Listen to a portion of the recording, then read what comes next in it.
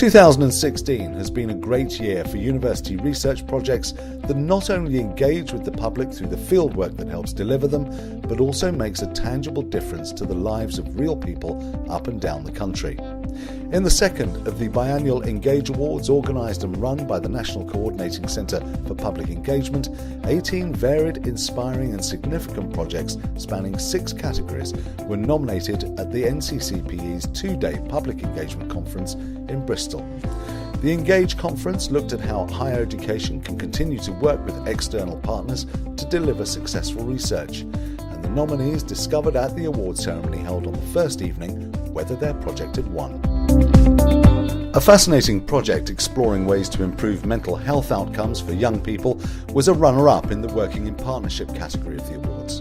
Boingboing is both a network and a social enterprise that works with young people, practitioners, parents and academics to find a shared approach to tackle entrenched inequalities and give young people the power to find resilient approaches to the challenges they face. The research was led by Brighton University, and after the awards I asked Simon Duncan from Boingboing to tell me more. Boingboing aims to foster resilience among marginalised communities while also confronting the social or systemic inequalities that force those communities to be resilient. We don't have a target remit because we recognise that anyone could face potential adversity in their life, so we aim to be as inclusive as possible.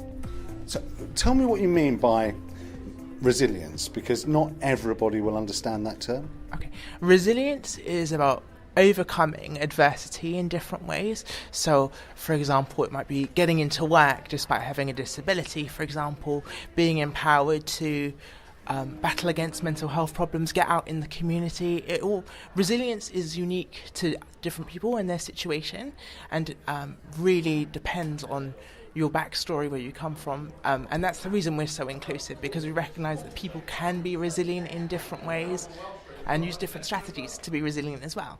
So what does Boingboing actually do, and when was it set up to begin with, actually? Boingboing was set up in 2010, and when you said what does Boingboing actually do? What does it actually do? So Boingboing has a resilience framework which it publicises directly as created and co-produced with many different audiences from our founder Angie Hart.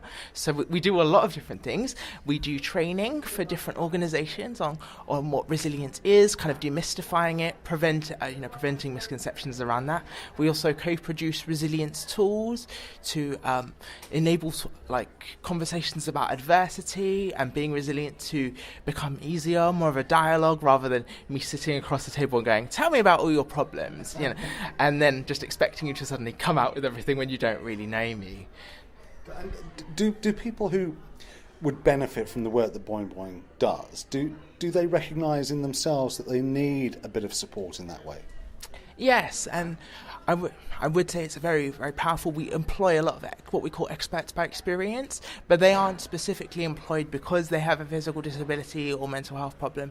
We employ them on a strengths basis. So, for example, one of my colleagues happens to have anxiety, but is also a phenomenal artist and is really interested in using visual and participatory arts as a way into co-production. So she's employed as our artist in residence to really bring those skills to the fore. Okay, and how do people go about getting in touch? Do they recognise they need support and then they come to you, or do you go out and almost find people through engagement with, say, schools or community associations, or is it a bit of both? It is a bit of both. So in terms of open engagement, we do a monthly resilience forum, which is for anybody, as we would say, anybody with a pulse. And what we do is we have a talk or presentation on a specific topic that's to do with resilience. That might be a person's lived experience of living with a physical disability, might be more academic around health inequalities. But what that does is, because anybody can turn up, you get all these people, so it might be academics, it might be people with lived experience of health inequalities, supporters of those people, coming together to actively create a community of practice and actually, try and formulate solutions, and also kind of create a bit of an army against the issue to let people know that they're not alone in confronting this issue, because often that's quite damaging as well, that feeling of loneliness and powerlessness in the face of adversity. More openly, we also offer training. So schools and community organisations will commission us to come in and talk about what resilience is, or whole schools will want to talk about academic resilience and how to make their school as a whole more inclusive and resilient. We also have another training which is around practitioners, so the people that support people to be resilient. What we found is that because they're often helping people to become more resilient themselves, they don't get time to focus on keeping themselves empowered. So how do they maintain that boundary so they can stay empowered while also empowering others?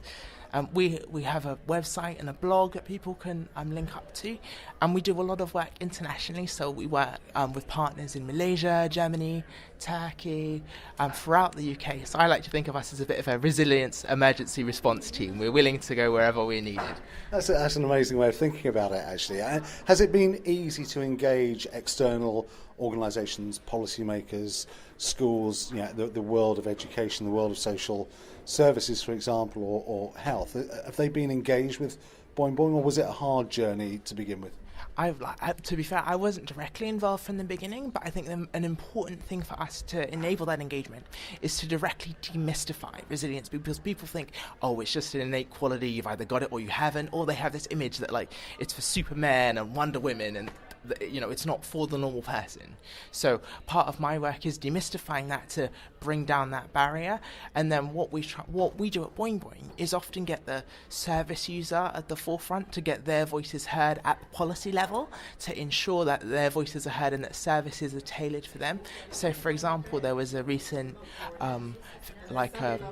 consultation on mental health funding priorities, and I represented the views of myself and 10 other young people. If you can believe I'm still young, I realise the bags under my eyes might be slightly a bit of a giveaway, but to ensure that their views were actually held at the top, and ensuring that the mental health leadership fellow who was elected would have the interests of service users at the forefront of their mind, because often people who are experiencing those issues don't have time to engage at that top political level, or aren't listened to, because they don't have time to go and confront or go and protest, because they're dealing with their own issues. So it's important to get that brought up high to the mega level, I would say.